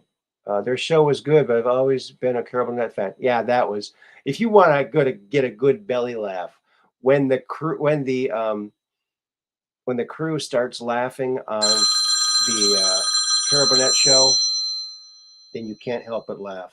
Oh, we got Max calling in at the end of the show. What are we going to tell him? Hello, Max. Hello. How you doing? Good. And you? I'm doing good. You called in at the end of the show, buddy. Okay. You got anything that's on your mind? Well, not too much. I do have one thing I forgot to mention the other day when I was calculating what's the water. Okay. I didn't point out that I pointed out that the digits add to 10, 6, 22 or 10, 6, 4. But that's I wanted to point out that you add that 10 and 6, you get 16, and then 4, you get 20, which is equivalent to Q30. So Okay. Q30. I didn't point that out the other day. All right. So I thought I'd point that out. But no, I'm sorry. I had my supper and I was groggy, and I was going to call in earlier and just lost track of time. Well, well, maybe our wonderful listeners can put a prayer in for our dear friend Maxwell Smart, because he always likes to help other people, but he needs help himself. So say a little prayer for Max and his struggles, and I'm sure it'll help. It always does. That's always appreciated, of course. Yes. Well, yes. And so, oh, and what does Mud Rabbit say? Prayers for Max. We love you. Thank you so much. And Mud Rabbit plugging Watch the Water into the decoder at geometrics.org turns up some interesting things. Oh, yeah. Oh, yeah. I bet it does. Oh, that's interesting. Oh, please share. But not Sonny and Cher. I just put a picture of Cher up. I see. It was a Trump response to a tweet that she put out there. She was saying, how can we take in immigrants in Los Angeles when we have 50,000 homeless Americans and veterans and hunger? And how can we get support more immigrants? She's right. That's just common sense. I mean, and then Trump said, I can't believe how powerful my Twitter is. I've turned my enemies made my enemies tell the truth. How powerful my Twitter is. He was such a troll. So funny. I mean, it's so many laughs. I mean, I hope that this whole Twitter thing, either Twitter goes away or Elon gets a hold of it somehow. I think there still could be a way where Elon can get a hold of that thing and wrestle it to the ground. Remember, this can be just the first salvo of, people are going to hold out for more money, right? Yeah. So. Well, he said that was his final offer, but they came back, and then some other dude or some other company bought more stock, so they have that. Well, he's getting, at very least, he's getting it out in the public discussion that, about free speech. Mm-hmm. There's a lot of people that are hearing this for the first time, mm-hmm. Yeah. And there's this. They're maybe having the discussion, so. Mm-hmm. And this meme here, billionaire Jeff Bezos, Washington Post buy marks a fascinating cultural transition in America. And that was the post from Business Insider about Jeff Bezos buying the Washington Post. Now, what does the Business Insider say about Elon Musk possibly buying Twitter? Elon Musk's attempt to buy Twitter represents a chilling new threat. Billionaire trolls taking over social media. Well, man, that's crazy. It's so ludicrous. It's hard to believe people can actually see that and believe the drivel that's coming out of their mouths at this point. They look so stupid. They really do. So what did Mud Rabbit find out in gematria? Let's see.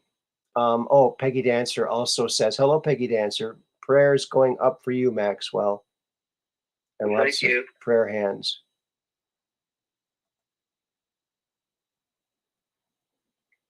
And let's see. I took another cancer treatment tonight, so that also makes me a little sore. I bet. Until what happens, it usually causes wherever there's cancer to swell as it's going away. Okay. Now the good news is that there's much less swelling, so I know it is going away. No swelling is swell. Yeah. Oh, that's The good. swelling appears to be on the bottom right side of my liver. Mm. Wow. Wait a minute. I heard somewhere, was it the liver or was it the pancreas? They were able to successfully treat, I can't remember if it was liver or pancreas, one of those organs in the body that has been treated for some kind of condition using ultrasound. Ultrasound at some specific frequency. So that's interesting. So it might be another. Well, I did. Let's see. Pancreatic cancer was the third one I had. It's gone now. Oh wow. It was one of the worst. Yeah, it's weird that an organ that you hardly ever pay attention to or know is even in there. It's like, whoa, what's going on in there, right? Yeah, it's a particularly painful one. Is it? Yeah, but fortunately it's been healed now for probably a year and a half. For a year and a half. Mm. I have a question for the designer of the human body.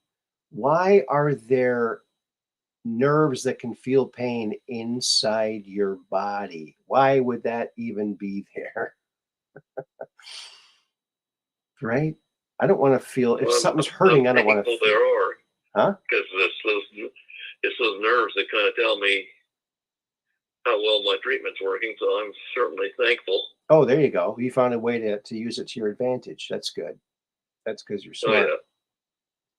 You can learn a lot more. You can, if you pay attention to your body and the aches and pains, you can tell a lot about what's going on inside of you. So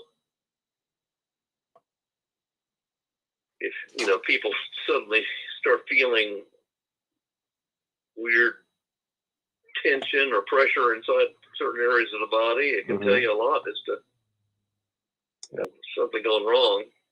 I suppose. I guess maybe there is a reason for it.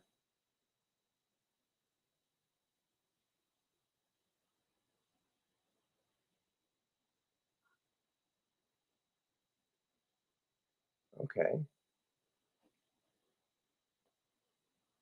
Hey, Willie Fix-It's here. Hello, Willie Fix-It. Good to see you here. Yeah, I heard when he called in to the Zoso dude the other day. Yeah?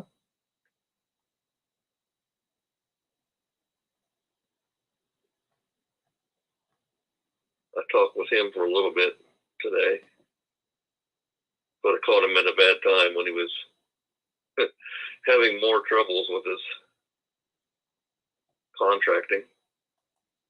Yeah, he's been having a lot of problems lately. Yeah,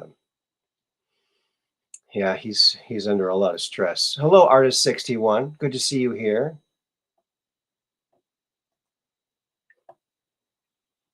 Yeah, Zoso does a nice show. Yeah, and I love how he prays for everyone. So anybody who needs prayers, we are sending out prayers to everyone who needs it. Okay, if you need it, you just got it. We're praying for you. Prayer really works. Yeah, absolutely. Of course it does. Combat Carl's in the house. Look at that. Combat Carl 8 is in the house. Not the house, the house. Did they not have a show? I didn't see a show this week for the Kenya Perspective. Did they not have a show? I'm not sure. I didn't notice this week. Maybe they didn't. Great to be here, Truth Quest with Aaron Moriarty. Thank you, Artist 61.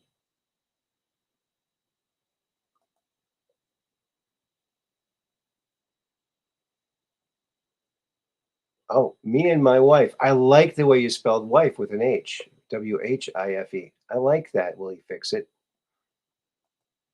Yeah. Wife. That's a good way to spell it.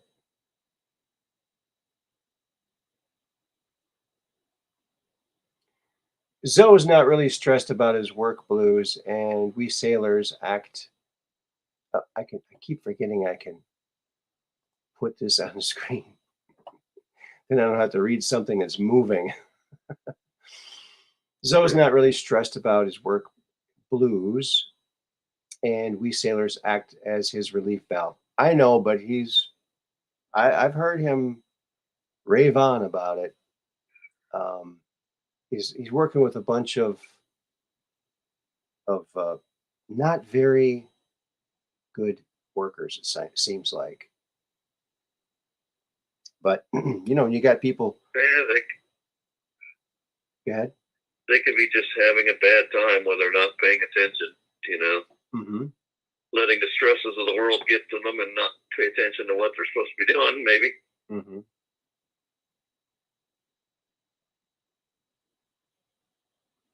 But boy, can you imagine what he's been going through and having to repaint the place 3 or 4 times? Mm-hmm. Hey, Katrina's here. Hello, Katrina. Okay. It's Mrs. Katrina Combat. Yeah. Good to see you here. Katrina, is that Carl's wife? Yep. Yeah, okay. I thought so, maybe. It's either his wife or our reasonable facsimile. I think it's her, yeah. I think it would have to be. Oh, I'm here's. surprised my brain remembers that. Yeah. I think Pena got a knuckle wrap from Aunt Susie. I don't know what that means, Mad Poke.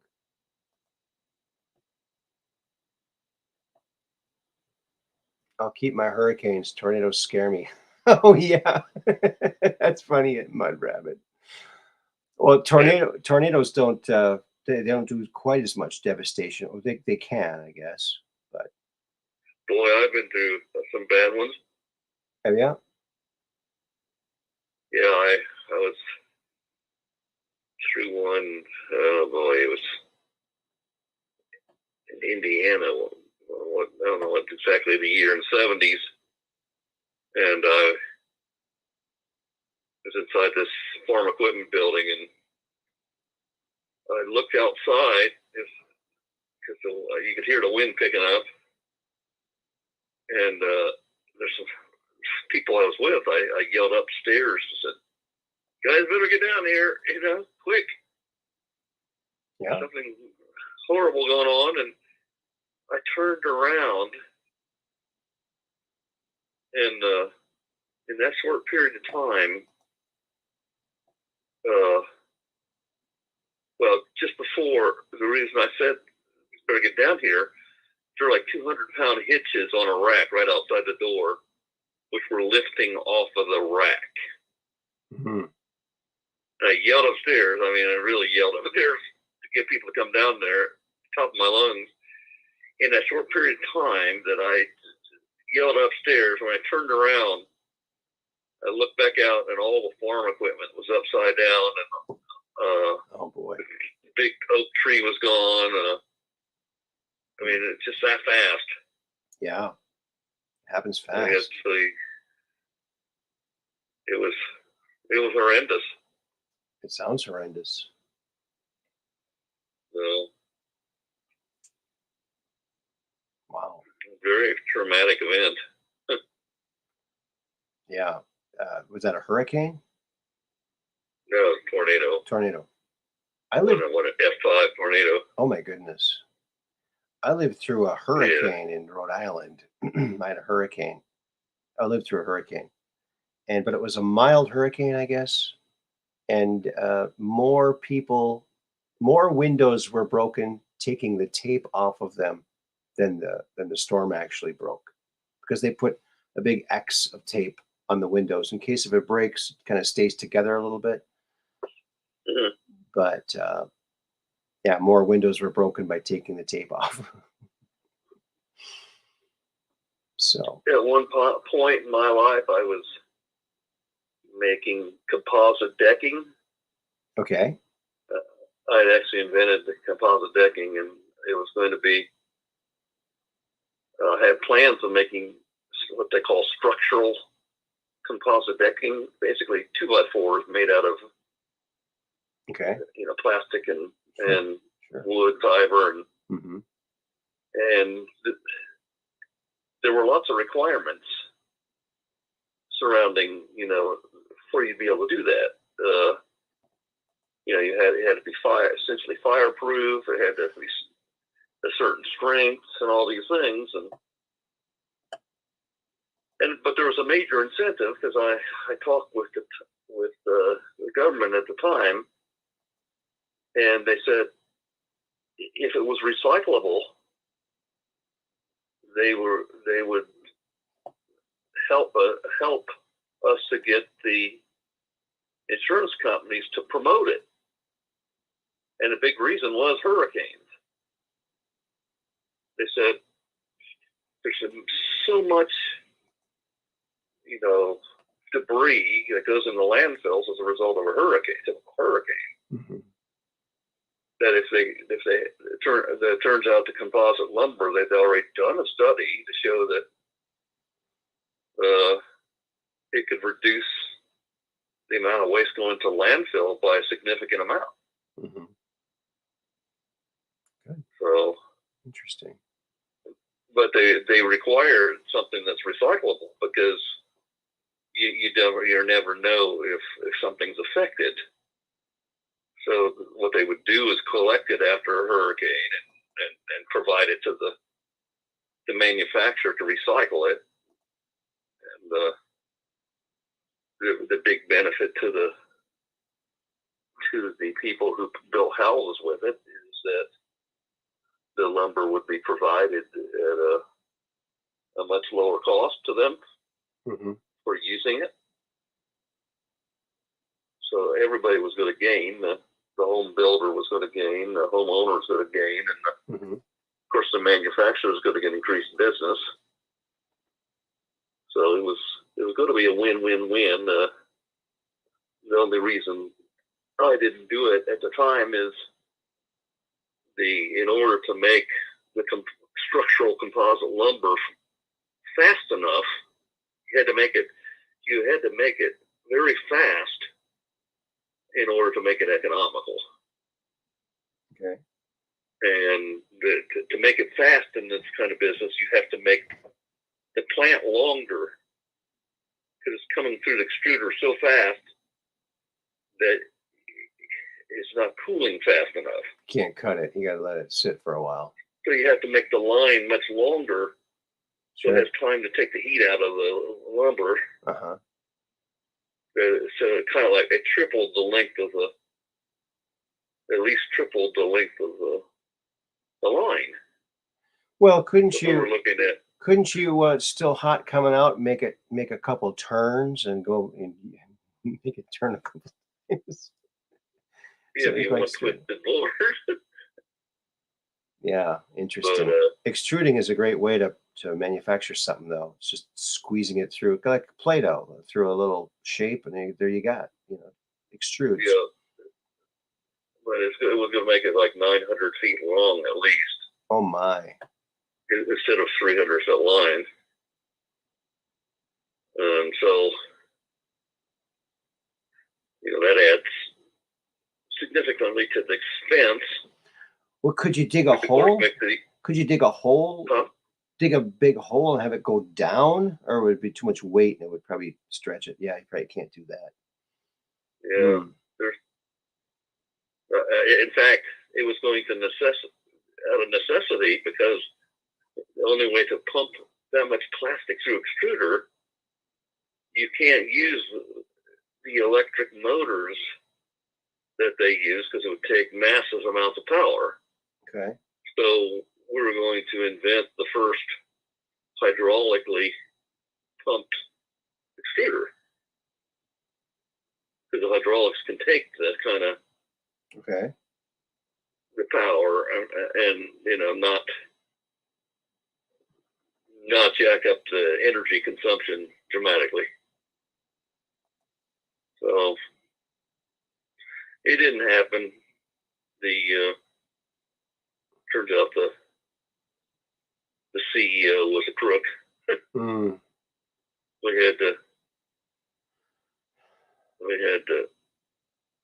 Well, fortunately he's in federal prison. Wow. But it was bad at the time because it was a wonderful opportunity, and they got ruined by That's too bad. a guy that wanted to cut corners. He was trying to get money from investors, and he was also investing in like stock options.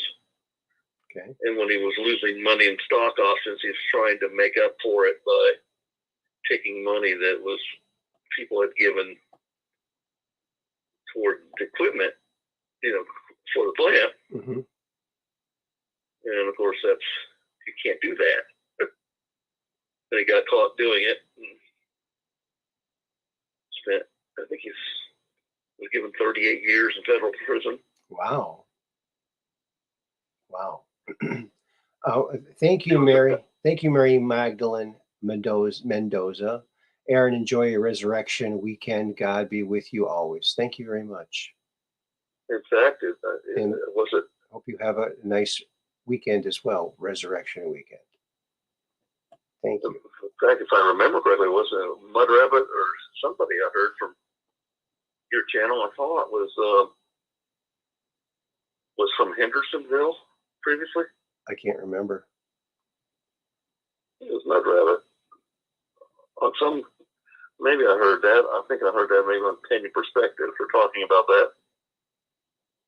If it was Hendersonville, North Carolina, then that's where the guy was from that defrauded the investors. Mm. Okay. So,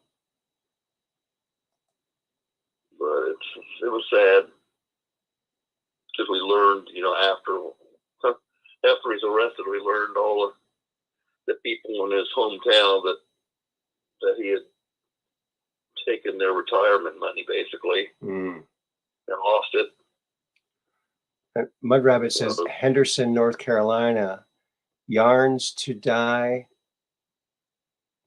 for was our business up there. Oh, okay. Yarns to die was your business up there in Henderson. Okay, that's where you heard it probably. Mud Rabbit. That's where they had their dying business. I liked Hendersonville. They had one of the things I really liked. I only visited there. I really didn't live there or anything.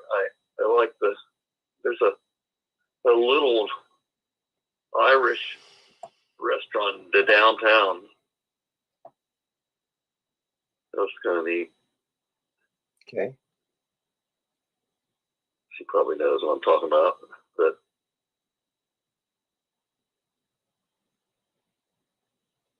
so I had some friends that, they might still live in Hendersonville. I'm not sure they're still there or not.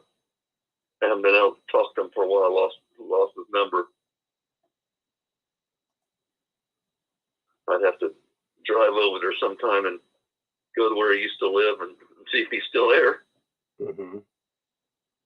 I had a car that died in Hendersonville. Oh, really? Sounds permanently. Sounds like a country western song. I had a car that died in Hendersonville. Well, I didn't put proper grease in the rear end of the vehicle. Yeah. And it decided to seize up. Oh. It turned red hot though. I thought the brakes were burning or something, and it forced the car to stop. Wow. And I looked under the car and I said, I don't see anything with the brakes. And then I looked toward the back part of the car and the rear end was red. Oh boy. Of course, it's close proximity to the gas tank, so. Oh no. I was concerned that it could have exploded. Yeah. Well, I think you used the wrong kind of grease. You used the wrong kind of grease. The kind of grease you should have used was Greased lightning. Yeah, greased lightning is what you should have used. Yeah. Wow. Yeah, make Well, sure. it was scary. It's one of those scary things. You're going down the highway, all of a sudden the car starts shuddering and then screeches to a halt, and you're not even touching the brake. Wow. You're like, oh, that can't be good. I hate when that happens. It's not good. Yeah. Yeah. Wow. Well, Wow. the worst thing in my life, as far as the car, was when it's like in the middle of winter. I'm in Illinois. I think it's in Illinois, and the car's got a problem. All of a sudden, there's steam everywhere. And I Okay. guess it blew a hose, and I had only a few tools with me. I can change. I'm pretty good mechanically. I can change about anything, but it happened to be a particularly cold day, and it happened to be a Sunday. So where was I going to find the parts? It just happened that I pulled off this exit, and there's a little O'Reilly's. I managed to make it there. I had to stop at a gas station first and fill the radiator full of water, and then I was only a mile away, but that mile seemed like the longest mile ever. Mm-hmm. I get there, and the guy there had mercy on me. He says, well, you know what? We've got tools here. We've got a program, normally rental, but we'll help you out. You're welcome to use these tools. Do it right here so that they're not going to walk off or something. Says, I wouldn't take your tool. And the first thing I had to do is let the engine cool off. Yeah. And then, but it was so cold. I wish the engine was warmer after. Mm-hmm. But it cool off a little too much before I started. Abby says, Aaron, please give my regards and best wishes to Max. Thank you. Thank you so much. So many wonderful people. Yeah. So They're all great. We have awesome people. People rock. Good night. Oh, good night, Willie. Fix it. Yeah, people are saying good night. I think we should put a cap in it. Any final words, Max? No, just how much I appreciate all the people, the wonderful people that come to your channel and the Patriot channels, and the difference that they're really making. They're making differences in everybody else's lives, as well as their consciousness is making a difference in what's unfolding. So Okay. just remember that the drops have told us that God is in control. The Patriots are in control. Fear is what we've got to worry about most. Yeah. So don't fear. Yeah. Yes. Fear not, friends. Fear not. We got nothing to fear but fear itself. If there was really a problem, don't you think Donald Trump would be engaged in some very constructive capacity? You would hope so. Yeah, so. He's that kind of person, Mm-hmm. So, everything's fine. Just don't put yourself in the immediate harm path of the evil people. Yeah. So, There's good, wise words. All right. Well, thank you for calling in, Max. I really appreciate that. I'm glad that we lengthened the show a little bit, so we got to hear from you. That was great. So thank you so much. well, I'll try in the future to call in a little earlier. No, all right. Well, thank you, and have a good You're evening. welcome. Good night. Thank you. Good night. Okay, good night. All right, friends, we did it again. Another episode 168. We did it. because we're just downrange of strange, where the outrageous is contagious and the paranormal is the new normal. Yes, Truth Quest. And remember, we're going to be having Andrew D Basiago on again. Also, I'm going to be having Alfred Lambermont Weber and more exciting people coming up on the Truth Quest. So stay tuned. Remember, it's same bat time, same bat channel on Mondays, Wednesdays, and Fridays in the evening around 8 or 9 Central Time. So watch out for your notifications. Make sure you're subscribed. Tell your friends. Wake the neighbors. And we'll see you next time. And I guess, it's Friday. So Monday will be the next show. So keep your cameras trained to the sky so you can take a picture of that UFO and come on to the Truth Quest and talk about it.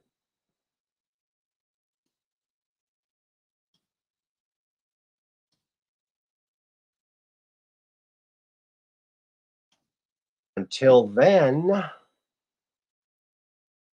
peace in. Peace, baby. Because peace rocks. Thank you very much. And happy Easter to all. Peace in.